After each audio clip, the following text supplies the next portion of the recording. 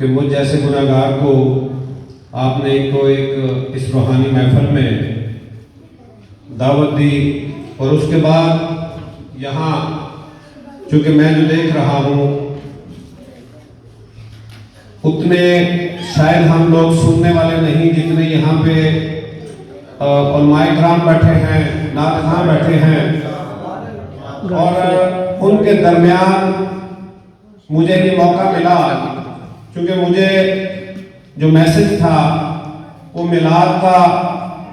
Message تھا، میرے علم میں یہ بات نہیں تھی کہ آج ہم ایک استاد کی یہاں برسی کے لیے یا ان کے خوش کے لیے،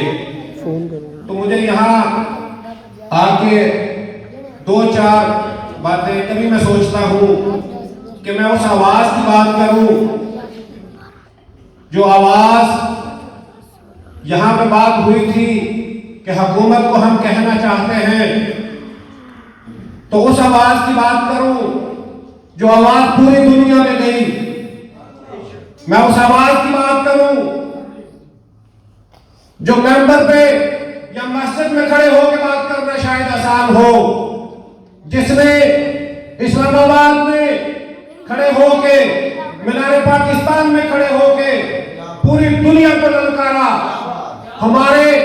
عقیدوں کے اختلاف ہو سکتے ہیں، ہمارے آپس میں سیاسی اختلاف ہو سکتے ہیں، لیکن علامہ خادم حسین رضوی کی بات جہاں ہو، ایک عاشق رسول کی بات ہو، ان کا ذکر نہ کیا جائے، یہ بات ہو نہیں سکتی۔ جہاں پہ آپ نے بات کی، میں چونکہ یہاں پہ عالم حضرات بیٹھے ہیں، میں شاید اس طرح سے بات نہ کر سکوں، لیکن ایک بات جو مجھے سمجھ آپ اس کو بہتر سمجھا سکیں گے، فَاذْكُرُونِي أَذْكُرُكُمْ، یہ بات جب کی جاتی ہے کہ تو مجھے یاد کر، میں تجھے یاد کروں گا، تجھے یاد رب کو کرتے ہیں، ان کی یاد پھر اسی طرح ہوتی ہے جس طرح سے آج علامہ خادم حسین رضوی کو یاد کیا جا رہا ہے۔ اور یہاں پہ بات ہوئی قاری صاحب کی، ان کے شاگرد حضرات بیٹھے ہیں، میں آنکھوں میں آنسو دیکھ رہا ہوں، میں ان کی باتیں سن رہا ہوں، اور میں اپنی محرومی پہ مجھے بھی افسوس ہو رہا ہے کہ میری ملاقات نہیں ہوئی، میں ان سے مل نہیں سکا۔ میں آج ان کے صاحبزادے کو دیکھ کے مجھے یہ خوشی ہے کہ میں ایک ایسے استاد کے صاحبزادے کو دیکھ رہا ہوں جن کے اتنے بڑے بڑے شاگرد یہاں موجود ہیں۔ تو میں ایک واقعہ حضرت امام ابو حنیفہ رحمہ اللہ کا آپ کے ساتھ شیئر کرنا چاہتا ہوں۔ یہاں آپ کی محبت کو دیکھ کے، آپ کے پیار کو دیکھ کے، آپ کے اس ادب کو دیکھ کے، حضرت امام ابو حنیفہ رحمہ اللہ فرماتے ہیں کہ میرے استاد کا گھر میرے گھر سے 7 گلیوں دور تھا، میں نے ساری عمر کبھی اس طرف پاؤں کر کے میں نہیں بیٹھا۔ تو آج مجھے یہ واقعہ یہاں اس لیے یاد آیا کہ میں دیکھ رہا ہوں کہ شاگرد کس طرح سے یاد کر رہے ہیں اور رو رہے ہیں۔ تو باقی رہی بات، یہاں سے آپ نے ایک بات کہی، تو میں اس حکومتی نمائندہ ہونے کی حیثیت سے آپ سے یہ بات کرنا چاہتا ہوں کہ آج آپ نے فرانسیسیوں کی بات کی، تو دیکھیے یہ بات سب سے مؤثر جو جگہ ہے وہ ممبر اور مسجد ہے۔ سب سے بہتر جگہ جہاں سے آواز، صحیح آواز اور حقیقت میں طاقتور آواز جو پہنچ سکتی ہے کہیں،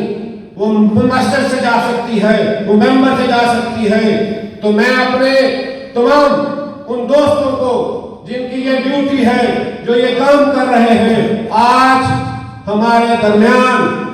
پچھلے 23 سال سے جو ایک سازش ہو رہی تھی اس ملک کے اندر،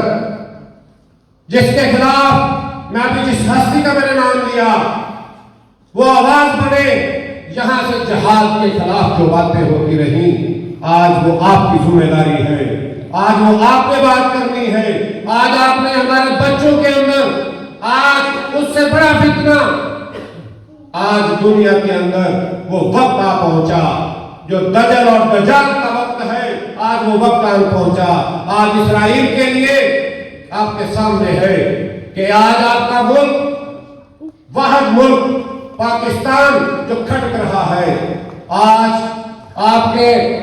تمام عرب میں آپ دیکھ لیں کہ وہ کس طرح کی آوازیں آ رہی ہیں، وہاں سے کس طرح سے ان کو منظور کرنے کی باتیں ہو رہی ہیں، آج اسرائیل کو تسلیم کرنے کی باتیں ہو رہی ہیں۔ آج آپ کا ملک ہے کہ جہاں سے یہ آواز آ رہی ہے کہ نہیں، یہ ملک کے ساتھ، یہ اسلام کے ساتھ، یہ مسلمانوں کے ساتھ غداری ہوگی کہ اگر ہم نے اسرائیل کو تسلیم کیا تو آج جہاں حکومت کی ذمہ داری ہے، آج آپ کا ہمارا ساتھ دینا بنتا ہے۔ آج اگر ہم کھڑے ہیں تو آج ہمارا ساتھ بھی آپ نے دینا ہے، کیونکہ جس طرح سے شان رسالت پہ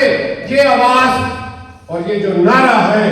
جو جہاں بھی میں دیکھتا ہوں، مجھے پورا کا پورا عید میلاد النبی کا پورا مہینہ میں مختلف محافل میں جاتا رہا، میں ہر روز 2-2-3 ہم لوگ محفلوں میں جاتے رہے، لیکن جہاں پہ یہ آواز آئی لبیک لبیک، میں نے دیکھا کہ ایک دم سے اس طرح سے چارج ہو جاتے ہیں، رات کا 1 بجا ہو، رات کے 2 بجے ہو، اور میں نے دیکھا کہ لوگوں کے اندر ایک بجلی کسی جو کیفیت میں نے دیکھی ہے، اور آج وہ آپ نے بات پیدا کرنی ہے۔ آج آپ نے وہ جہاد کے لیے اپنے بچوں کو، آج تمام اپنے بھائیوں کو تیار کرنا ہے کہ آج ہمیں وہ جو ایک مارکا جو ہمارے سامنے ہے اس کا وقت آن پہنچا ہے۔ آج آپ دیکھ رہے ہیں کہ وہ مولانا،